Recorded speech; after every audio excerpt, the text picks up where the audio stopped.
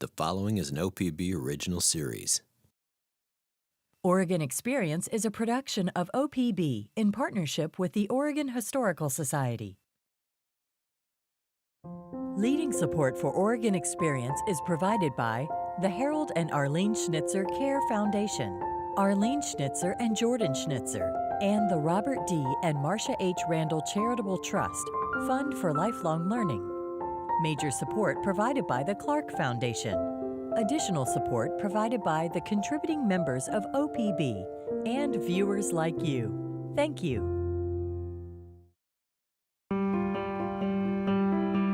Fairview was an institution for people with developmental disabilities.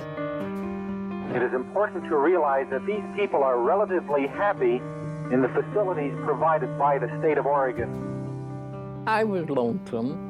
It just felt like a prison. You have to follow all the rules. Yeah. And on my work. If you don't mind the rules, you're punished. Yeah. I was 15 when I went to Fairview. We're people just like you are. I think it's cruel. I think it's terribly cruel that we are broken this way, labeled this way. We formed a little group called Mothers from Hell. There were high levels of abuse, mistreatment, restraint. Not so happy when not love in Fairview. If people don't know about Fairview, then we might be doomed to repeat it.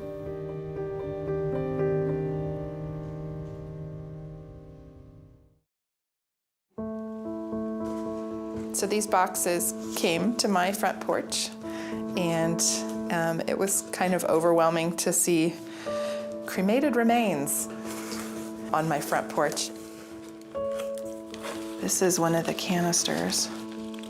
After her grandmother's death, Carrie Fairchild discovered a long-buried family secret. They're my grandmother's brother and sister. There were 5 children in the family, and 2 of them lived at Fairview Training Center most of their lives. Curtis Shelley was born in 1908. He and his sister, Margaret Pearl, had a genetic condition called PKU, and they were losing their IQs as they grew older. In the 1920s, the siblings were admitted to Oregon State Institution for what was called the feeble-minded. My great-grandparents were fairly poor. And then when an official person, like a doctor, is telling them this is the best thing to do, you don't know how to take care of them like these institutions do. I mean, they kept them at home as long as they could, but that's what they ended up having to do. I think one of the reasons maybe that nobody knew about it is because it was so painful to talk about. The siblings lived at the institution for 40 years, until their deaths in the 1960s. Their cremated remains went unclaimed until Carrie discovered their existence through a state website and filled out the paperwork to bring them home. I'd never seen a picture of them. I didn't get one with Curtis with the paperwork, but with Margaret, there's 2 pictures in her paperwork. And they're very sad. And I just wanted to hold her and pick her up out of that picture and hold her because she just looks so sad. And it just confirms my reasoning why I needed to bring them home. I guess one thing I'd want people to know is that they were people. And they were people that loved them, even though they were left there. They need to be with their family and know that they're not forgotten.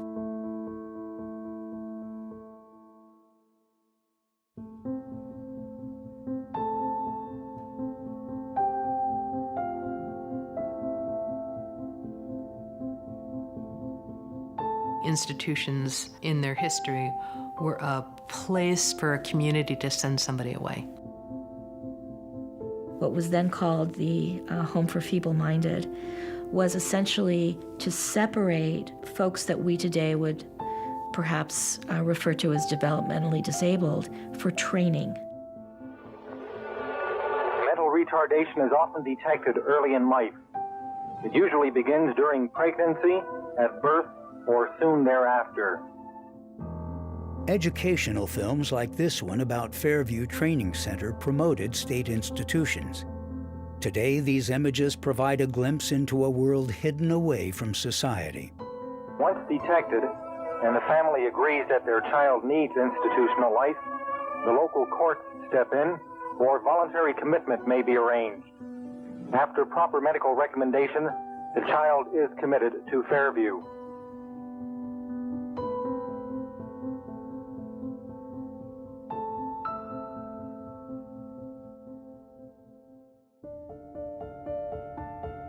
For nearly 100 years, Fairview was the state's main institution for people with intellectual and developmental disabilities.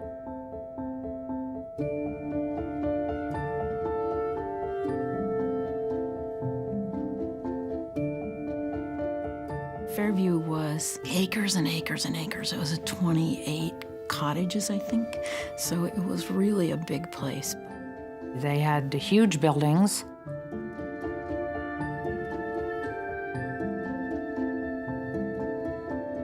It had 2 separate pools. They had the gym. The school was situated out there.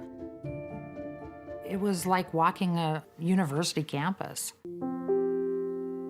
But through the years, vandalism, neglect, and fires destroyed the property. Eventually, the buildings were torn down to make way for new development.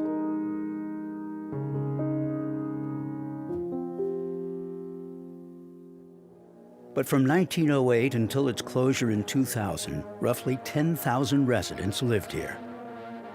The name changed over time, but one thing was consistent. It was almost always overcrowded and underfunded. A waiting list of about 300 confronts Fairview.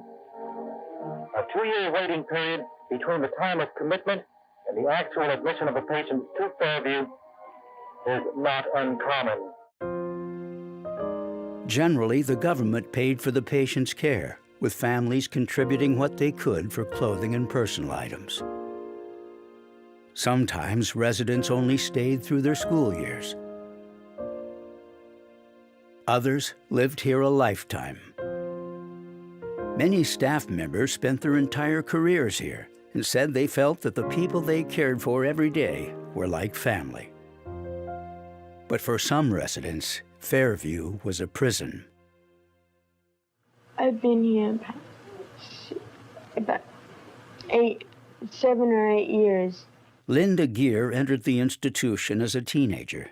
She says she went to Fairview to make friends, but quickly regretted it. I thought it was going to be really cool, but it wasn't. When I got out of Fairview, I was very happy.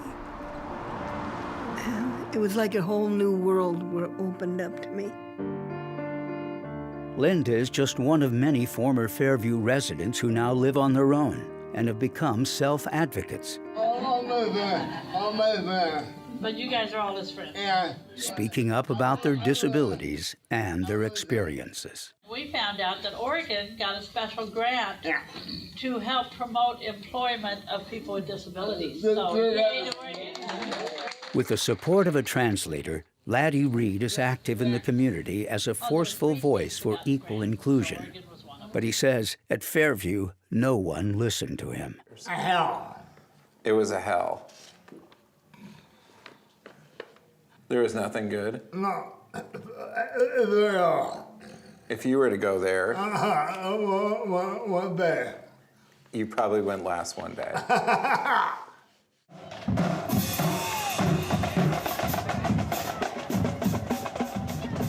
Today, an estimated 7 million Americans live with an intellectual or developmental disability, commonly referred to as IDD. Yes, we were born with Down syndrome. It encompasses a broad range of conditions. Each individual's needs and abilities are unique. Come on, let's make some coffee. In Oregon, about 30,000 people with IDDs receive some level of case management or support services from the state. Can you take that and pour it in there? There you go. Good job. She's flourished and she's where she needs to be, and she's got one-on-one attention Oh my gosh, you can't get better than that. There you go. Okay, can you bring it over here? A lot of the people that we serve now who are coming into the system, they're turning 18 and they've always known they would receive some level of support, which is uncommon. Most states don't have what Oregon has. Oregon is exceptional in this way. But for far too long, in Oregon and across the country, there were very few options for people with disabilities.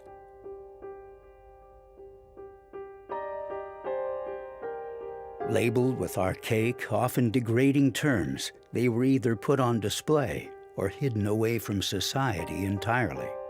And one of the approaches was to remove people from the community into the institutions that were supposedly specially designed for their care. You started out having so-called insane asylums, and then also some schools for deaf children and schools for blind children. In the 1870s, Oregon opened a school for the deaf, followed by a school for the blind. A few years later, Washington Territory created a school in Vancouver for what it called defective youth. Mental institutions began even earlier. In 1861, Dr. James Hawthorne opened the Oregon Hospital for the Insane in Portland, with the state paying for the care of what was called indigent insane and idiotic persons. By 1883, patients were moved to the new Oregon State Insane Asylum in Salem. It's very important to understand that the Oregon State Hospital had many, many functions, and that people with conditions that we would never today associate with psychiatric care were there.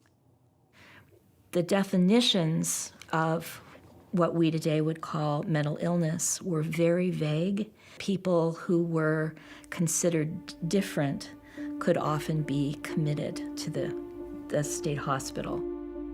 The reasons for admissions varied.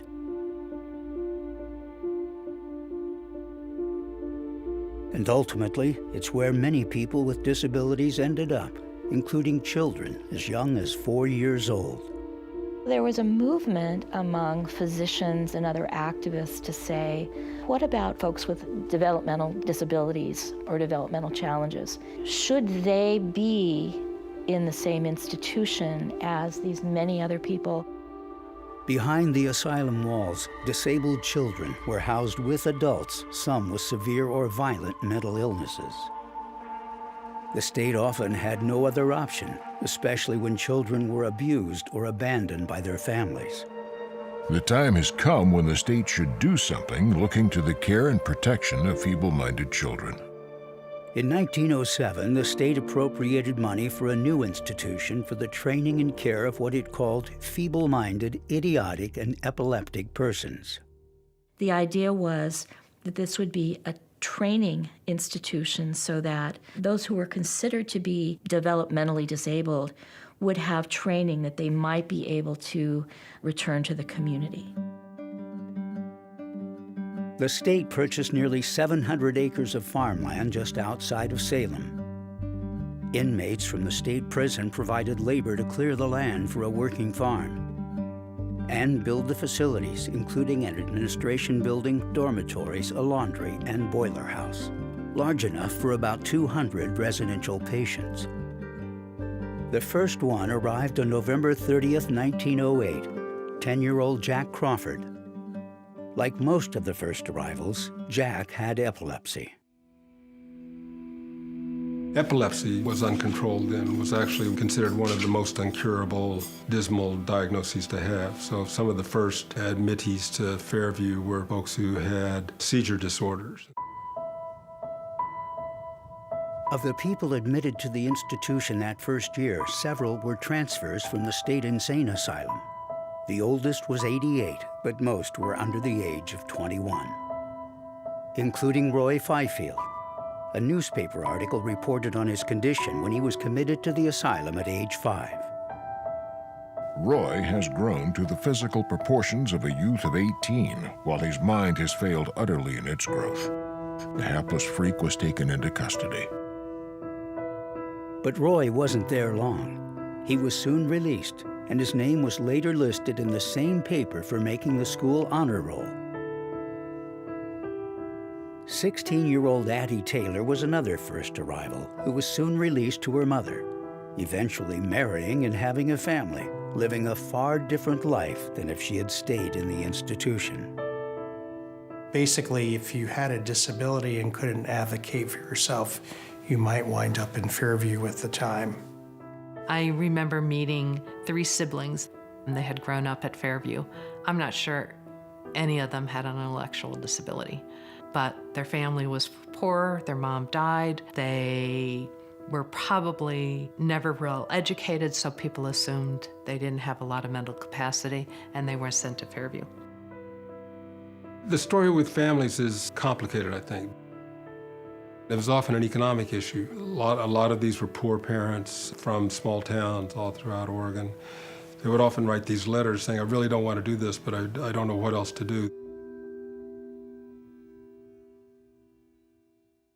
No matter why they were at the institution, they were all known as inmates. I think inmates is the appropriate word. It captures the harshness of the environment better than I think residents or clients. The institute was aimed at children, but it was designed for long-term care with imposing dormitories called cottages. Inmates were segregated by age, ability, and sex. People often wanted to try and make it sound like this is, living in a college dorm. It was nothing like living in a college dorm. You're living with anywhere from 40 to maybe 80 other people in the same large building, and you really don't have much control over your life in that situation. People tell you what your schedule is, when you're going to eat, when you're going to go to your activities. It's very industrial. Inmates were issued clothing, given strict schedules, and punished for not following the rules. There were many physical restraints that were used at this time in institutions. This could go anywhere from a straitjacket to bracelet restraints. There were some medications that were starting to be used. These were really places of custody and control. It was more like a prison.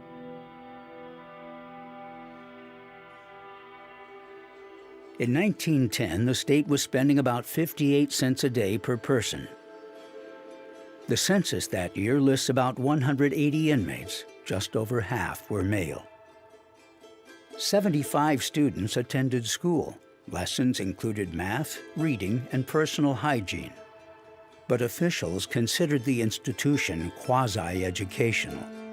We are becoming more and more convinced that to spend years teaching a child reading, writing, and numbers is not only foolish, but a waste of time and money. Boys worked on the farm, providing fruit, vegetables, poultry, and pork for the institution. Girls did the facility's laundry and sewed the clothing. They tried to be self-sufficient while at the same time pleading for more money from the legislature. From almost every report we have, there was never enough funding, ever. Without the money for adequate staff, some inmates were responsible for caring for others, leading to accidents.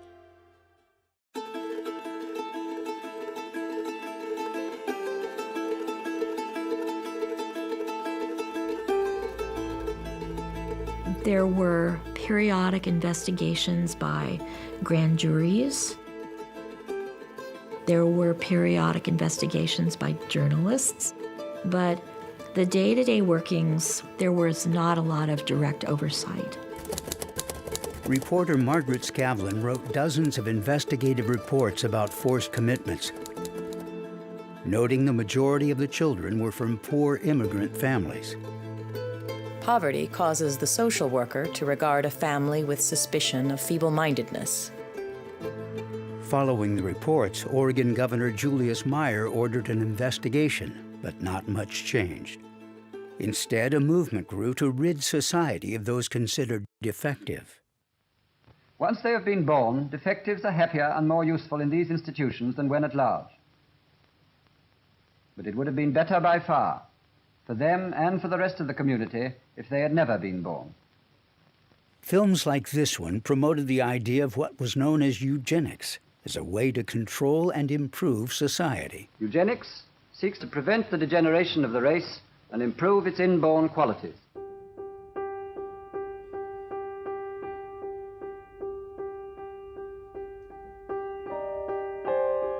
Positive eugenics was the notion of having the best examples of humanity match up and have children that carried on those paragons of virtue. And then the negative eugenics was keeping the misfits and the threats to social order, keeping them from reproducing. And so they did sterilizations without people's consent. In the early 20th century, over 30 states passed compulsory sterilization laws. There were even some examples that promoted euthanasia, not just sterilization. The theory of mercy killing of the hopelessly feeble-minded is a fine thing in principle.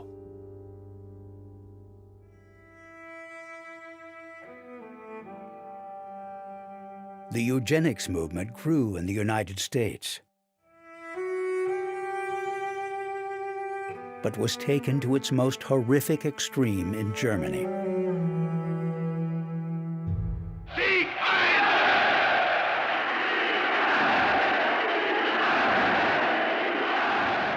In 1939, Adolf Hitler signed an order allowing for involuntary euthanasia, termed mercy death, allowing doctors to kill people with mental or physical disabilities. It specifically targeted children. The idea was shocking, and to some, sterilization seemed reasonable by comparison. In Oregon, Dr. Bethenia Owens-Adair was the driving force behind sterilization through eugenics laws. She made many presentations and was really an advocate, and we would today use the term lobbyist.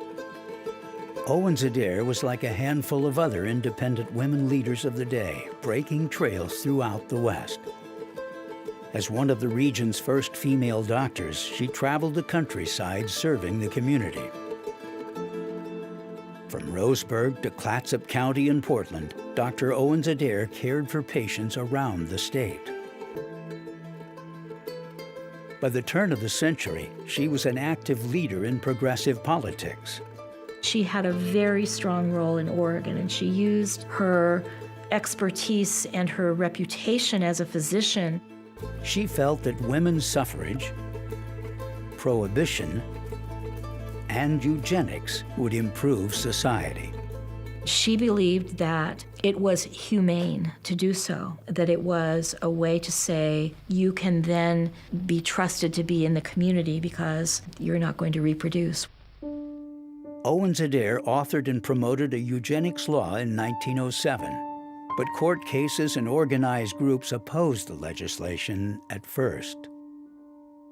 In 1923, Oregon enacted a eugenics law for the compulsory sterilization or even castration of people deemed feeble-minded, insane, epileptic, habitual criminals, moral degenerates, and sexual perverts. The eugenics law eventually included terms like antisocial behavior or sexual deviancy. So this was a very wide net. Inmates at all state institutions were considered candidates for sterilization, with a board of eugenics made up of state officials who had the final say. For decades, almost all Fairview residents had to be sterilized before they were released to the community. They would often ask parents for permission or even the individual for permission, but that came with the message that if you don't say yes, they'll never get out. It was a shame. They didn't ask people if they wanted to be sterilized, they just did it. Laddie Reed was committed to Fairview in the 1950s at age 10. He was diagnosed with cerebral palsy and sterilized before his release in the 1970s. They did it to all the women, too? All the women were sterilized? They didn't ask the women either. Before people got to go out in the community from Fairview, they would have to have a sterilization. every one of us. Over 2,500 people were sterilized in Oregon before the law was finally repealed in 1983.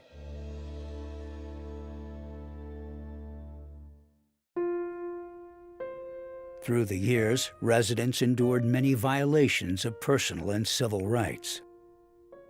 One ward in Bird Cottage is for a group of patients who are both mentally retarded and psychotic. Until tranquilizing drugs were introduced, 2/3 of them were in restraint. They gave me a lot of medicine, and I could not do anything. A few unusual behavior problems need additional isolation to protect themselves as well as the other girls.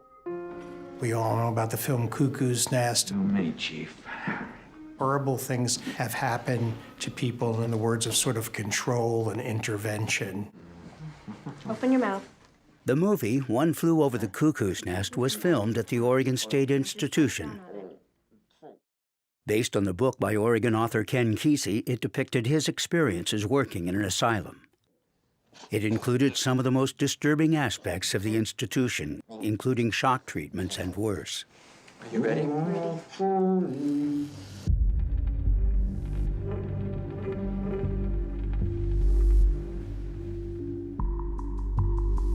Lobotomies were used to treat mental illness by severing brain connections. In the following procedure, the surgeon inserts the leucotome into the brain. His first move is to penetrate directly through the brain from one opening in the skull to the other. In 1947, one of the first lobotomies in Oregon was on a 50-year-old woman from Fairview. The surgery was performed in different ways. The most infamous involved inserting an ice pick-like instrument into the eye socket. It didn't always work, but it usually left patients passive and compliant. He'll have to be taught to feed himself, dress himself, and be toilet trained the same as a child. The records are incomplete, but it is known that in Oregon, one patient was as young as 13. At least 2 died due to the operation. It was finally banned in Oregon in 1981. It is astonishing to see decisions about treatment that really we today would not consider coordinated care in the least. The therapeutic strategies kept changing. There were water treatments. It was thought to be calming to be in a warm bath, but those sometimes were for 20 hours. So it's puzzling to think about how that might have been therapeutic.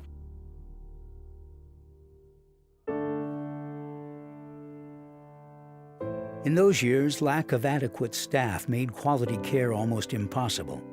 One report showed that sometimes there was just a single employee to care for 85 residents. Conditions were unsanitary, and there were outbreaks of dysentery and meningitis, while electrical fires and broken water pipes further damaged old buildings. But by the 1950s, there was a push to modernize the facility.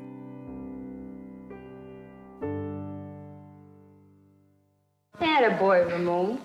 Do you like your shampoo? Those with severe medical problems and the need for constant care find it within the confines of the state institution. Institutions across the country tried to reinvent themselves as places for therapeutic care and treatment. In 1966, Oregon's facility was renamed the Fairview Hospital and Training Center. That's a pretty girl. This physical therapy class is an indication of just how far we have come. Therapies like these were expensive and hard to come by, and state-run institutions remained one of the few places parents could get services for their children. She's got the strength, and especially when she's under a tantrum, she can really throw a lot of strength around. Control of her. It's really scary. I was told a long time ago to put her away, but as you know, when you have your own child, you hate to put them away. So, but it's getting so I can't take it no more. Thousands of families had no other options. I remember going there and then living on the cottage because my dad couldn't take care of me. I was lonesome. It just felt like a prison. Ruth now lives independently with her partner, Richard. Richard and his twin brother, Robert, also lived at Fairview in the 1950s. Yeah, many moon ago. I got dumped out of bed at morning. Quite wake we up. But Richard also has good memories, and his time at Fairview led him to his partner, Ruth. We was young. Young, teenager. They were fun old days, good old days. I didn't like that many people down there. Sherry Osborne entered Fairview when she was 5 years old after contracting a virus. She stayed until she was 18, but went home for visits. I come home Friday, come back Sunday, but only thing when you go back Sunday is so sad. I didn't want to go back. Many of the children go home for summer vacation. This return to the community is a big step forward in the struggle for understanding the mentally retarded, struggle being met with parent and community education by Fairview and groups such as the Oregon Association for Retarded Children. The Association for Retarded Children is known today as the ARC and still exists as an advocacy organization. In Oregon and around the country, art groups formed in the 1950s with parents meeting to discuss their children's needs. I am the parent of a mentally retarded child. In this county, we have no special classes, no nursery schools, no community or child guidance centers to give our children what parents of every normal child take for granted. By the 1960s, parents groups pushed for national laws protecting disability rights. I have sent to the Congress today a series of proposals to help fight mental illness and mental retardation. These two afflictions have been long neglected.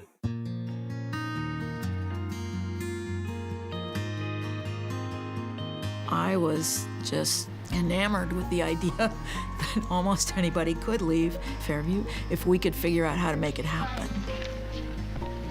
I basically spent the rest of my career working in a variety of places to achieve that goal. Molly Halsapple began working at Fairview as a college student. By the end of the first year, could feel like if I hadn't been lucky, I could have been any one of those people.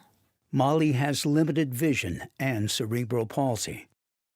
She made a deep connection with the residents her own age, especially after fire broke out in the summer of 1969.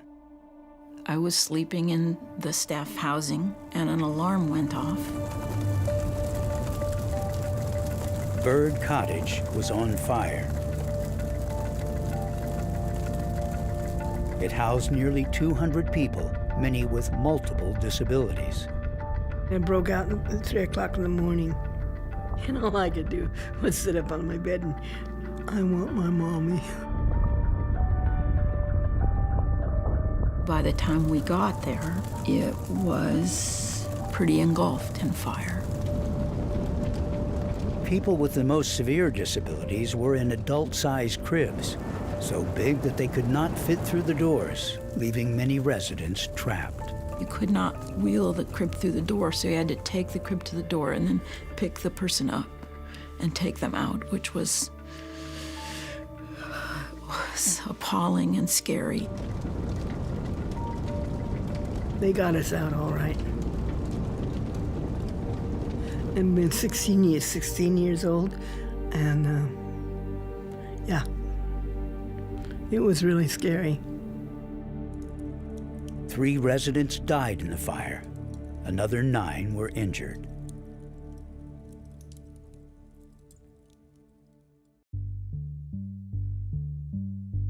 More and more, Fairview was seen as a place to be avoided as public scrutiny revealed long-hidden problems. Newspaper accounts from the 1970s show a wide variety of crimes, accidents, and injuries, as well as the rape and murder of a female resident. 3 other residents were charged but never stood trial. In 1971, Governor Tom McCall called for the first of a series of investigations. Recent turbulences of Fairview, some imagined, some real, have taken their toll on staff morale and public confidence. I think what was most disturbing, aside from the actual abuse itself, was the whole culture of letting it happen. There were high levels of abuse, mistreatment, restraint. We have a lot of self-advocates in our community who truly suffer from post-traumatic stress. Well, some of them couldn't talk, most of them. And when they did try to talk, you couldn't really understand them. Those patients with the most significant needs were often the most at risk for neglect and abuse. A rape, by definition, it couldn't be described anything else, is in the hands of the state police, and we are cooperating with them every way we can. In 1979, 2 bedridden women with significant needs were raped by a caregiver. He was a convicted sex offender employed at Fairview through a job training program. She was very low communicating. She doesn't talk, so there wasn't really a way for her to advocate for herself if something was happening. Amanda was born from that rape. She was adopted and only discovered this story as an adult. She eventually tracked down her birth mother, seen here with Amanda. It was kind of surreal looking at this woman so petite and disabled and knowing that she gave birth to me. Today, her mother lives in a care home in Portland, where Amanda says she is happy and well cared for. The fact that she wasn't protected and that someone was allowed to violate her and do that to her, when I want nothing more than to protect Catherine because she can't speak for herself.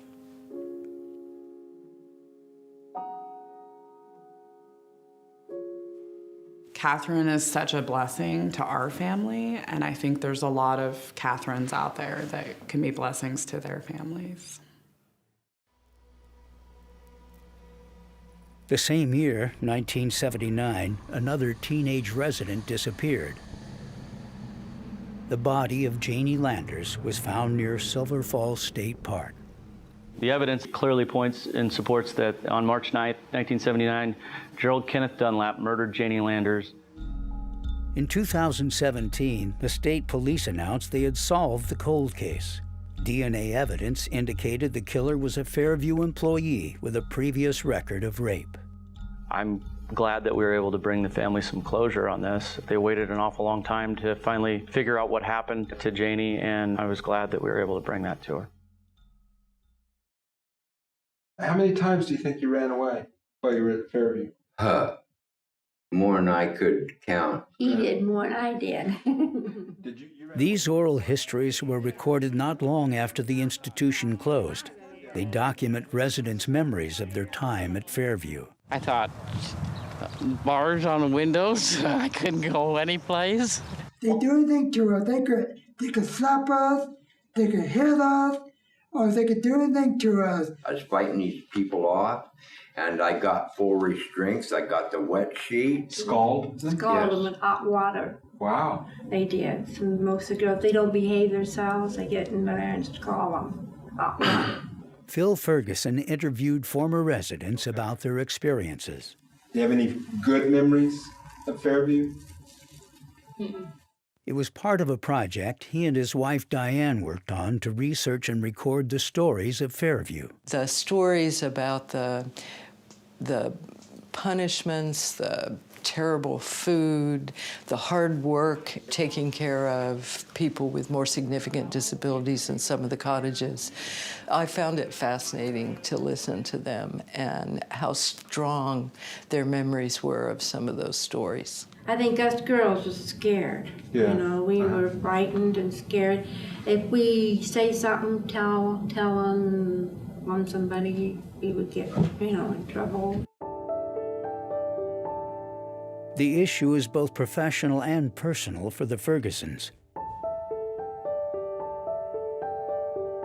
After surgery as an infant, their son Ian was left with significant developmental disabilities. We were told at the time that the best place for him was an institution. That was only 50 years ago. And it was the accident of a social worker who happened to come to our home who said, really, there's nothing they can do at the institution that you can't do as well or better here in your home.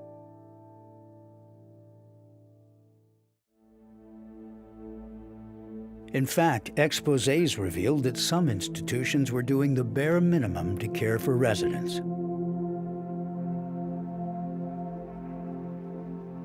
So unannounced and unexpected by the school administration, we toured building number 6. The doctor had warned me that it would be bad. It was horrible. In 1972, Geraldo Rivera's investigative reporting on Willowbrook State School in New York exposed horrific conditions. What we need is a new approach. We have to change the way we care for our mentally retarded. We ask for change, we demand change. A series of lawsuits and new federal protections for people with disabilities followed.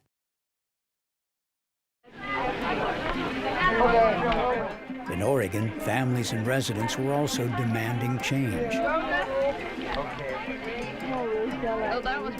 We're people just like you are, and everybody else. So they should give us the same consideration. In the 1970s, Linda Gear and others with developmental disabilities started a self-advocacy group, People First. People First was to help people get out of on their own and not live in a group home or a nursing home anymore. I remember Linda as one of the leaders of a bunch of young adults. She was an adolescent, so she was a bit feisty. We don't want to have anybody tell us what to do and when to do it, like what time you should go to bed and what time you get up. Of course, I'm not too good about getting up. And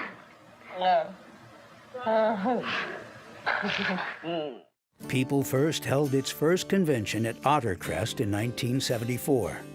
Over 500 people attended. We may have some outside help with advisors and whatnot, but we want the main gist of the convention be run by us. That meeting is generally considered the beginning of the developmental disability self-advocacy movement. I think it's cruel. I think it's terribly cruel that we are spoken this way, labeled this way. To me, if you gotta label something, label words, label jars, label street, but don't label person. You put them down in the hole. And I'd like to see personally for a goal for People First to get rid of mentally retarded, mentally disabled, mentally everything. Will the convention of the People First Round 2 please come to order? Oregon was the first state in the nation to have a People First movement. We want representatives on state DD council, developmentally disability. Do we want this? We want representatives on President Committee on Mental Retardation. Do we? And that basically said, you don't need to call me mentally retarded.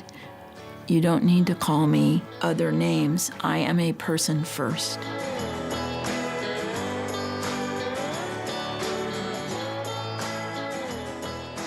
Within the first 5 to 10 years, you had over 1,000 people saying they were part of People First in one state or another. And then by 1985, it was an international movement. Self-advocates were speaking up, but most still weren't getting services. In the 1970s, Fairview was the state's largest institution for people with developmental disabilities, but it was only caring for about 3% of that population, leaving thousands of Oregonians with no government-funded supports at all. We formed a little group called Mothers from Hell.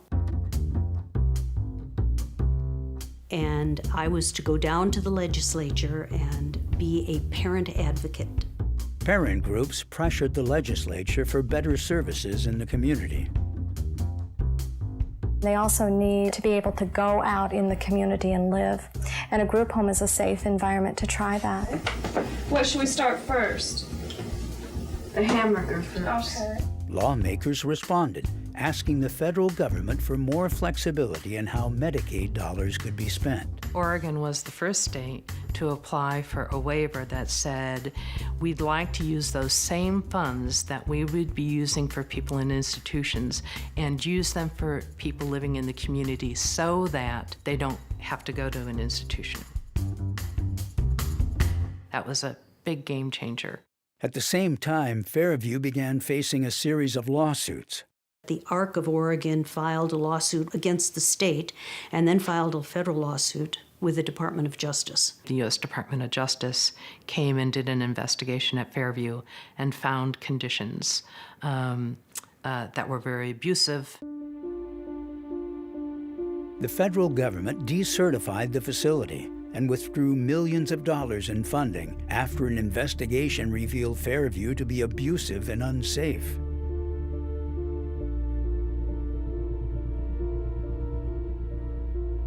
In a single month, residents suffered over 600 injuries, and there were more than 25 reported incidents of sexual abuse. Hello, I'm Jim Swenson, and let's take a look at a preview of tonight's stories. Oregon's Institution for the Mentally Retarded is under fire again.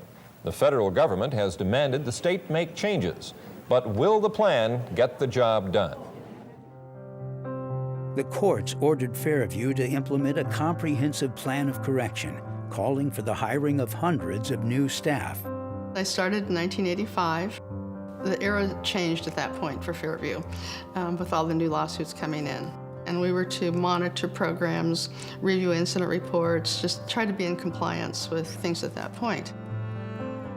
When I first started there, they were finally getting rid of certain things that they used to use back in the days of old.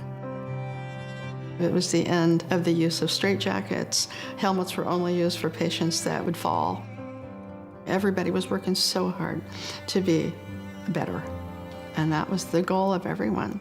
She has no neck control, and we'll work on her neck control. But there were still problems. In 1994, 14 employees were investigated for ongoing abuse. 11 were arrested. Did we have people that were abusive? Yes, we did. But we also weeded those people out and got rid of them.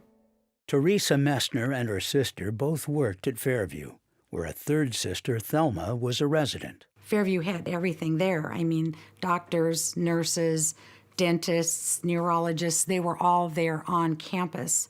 And so we never had to really worry about her being taken care of there.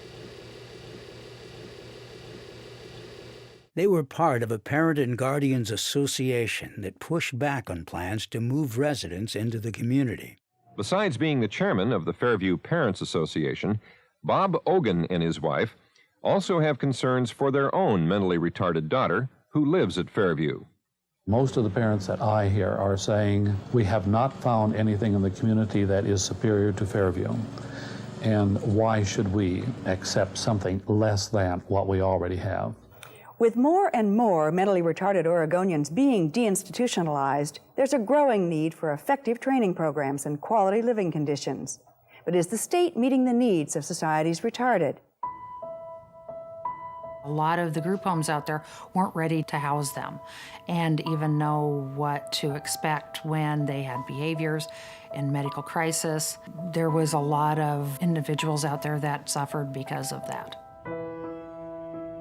In 1989, at least one resident died within days of moving out of Fairview and into a community facility. Despite opposition from employees and parent groups, the state created a plan that would close Fairview for good.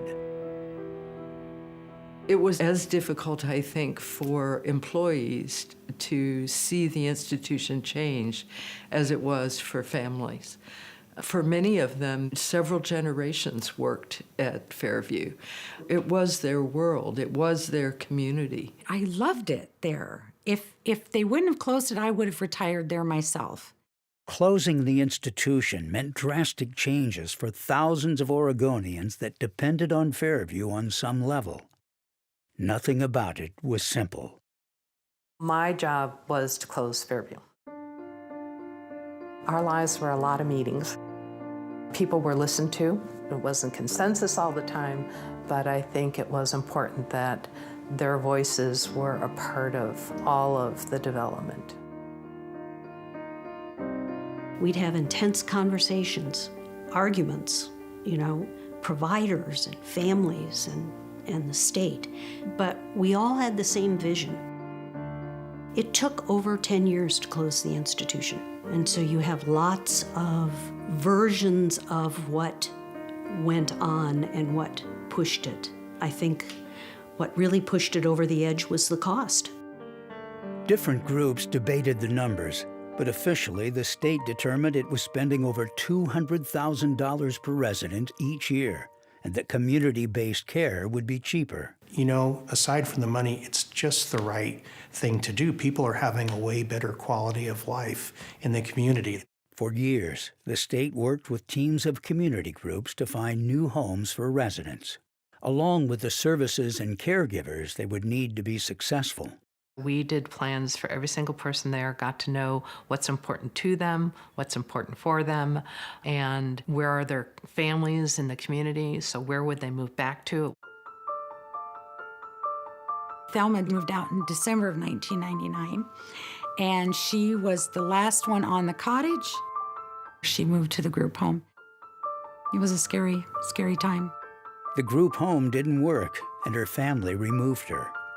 Many residents and guardians struggled to find the right situation. So everything was like a panic mode at that point until we found somebody that would take care of her while we were at work and things. And then we found this place, and it's been going ever since.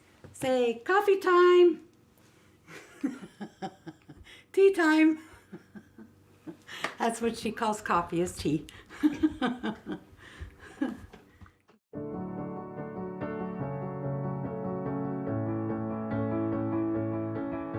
The last resident left Fairview Training Center in February of 2000. There were both tears and celebrations. I'm so happy when I left in Fairview. I'm glad I'm not there. I'm glad they closed. I was really, really happy about that. But for thousands of Oregonians with disabilities, there were still no services, even if they qualified for federal Medicaid. 80-year-olds taking care of their 60-year-old kids on wait lists and getting no services. Again, a group of families sued the state, and Oregon settled. The Staley settlement opened new doors to Oregonians with disabilities, ultimately paving the way for what's known as support services brokerages, agencies that work with individuals to plan their own care. We started to enroll people into supports who had been waiting a very long time for services. Now, people in our state can choose who they receive services from. They can choose who they hire. They can choose what services they get and when they get them. It used to be that when people wanted to talk nationally about where is the DD system working, Oregon was always the model, always the model. They got it right.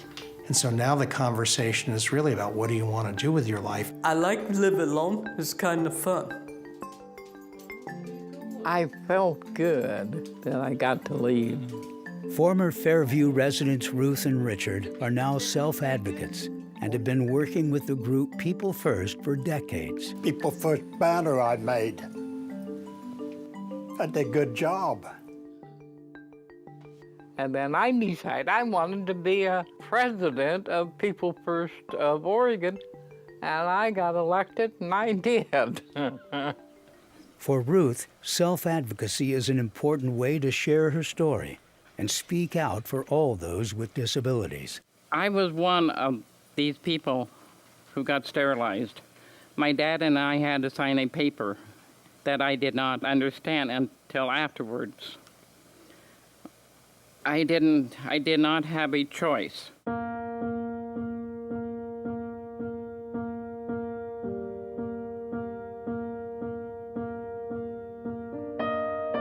Making sure people know this history and these individual experiences has been important for many former residents. People need to be listened to. And so, like I said, some of these people didn't get to be listened to. Oregon Story is really important. Being able to share with new generations what has kind of come before them, I think is really essential for our community.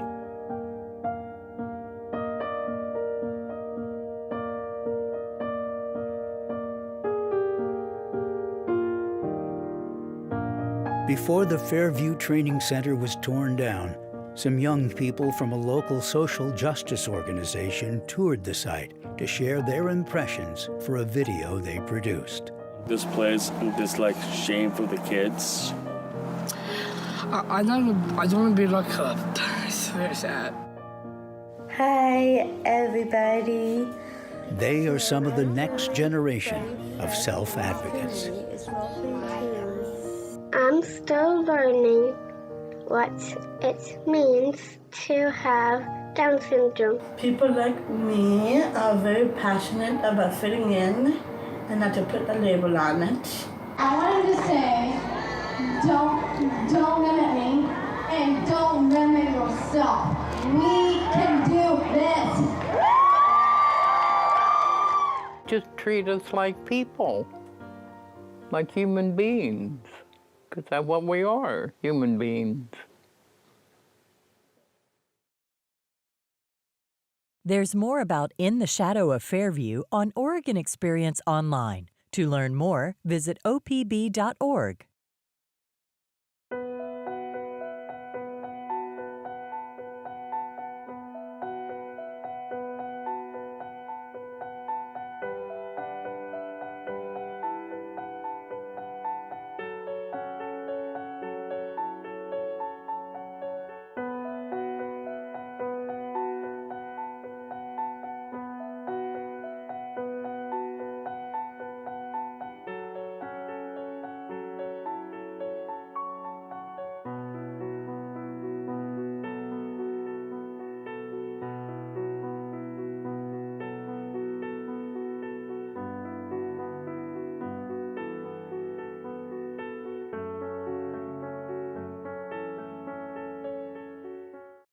Leading support for Oregon Experience is provided by the Harold and Arlene Schnitzer Care Foundation, Arlene Schnitzer and Jordan Schnitzer, and the Robert D. and Marcia H. Randall Charitable Trust, Fund for Lifelong Learning.